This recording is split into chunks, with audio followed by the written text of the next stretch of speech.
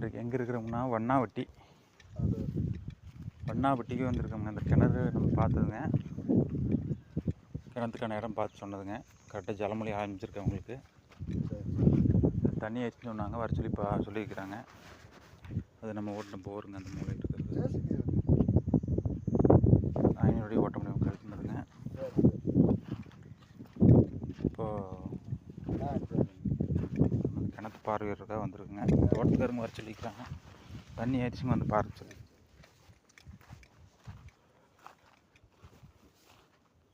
கிணறு தண்ணி ஆயிடுச்சுங்க.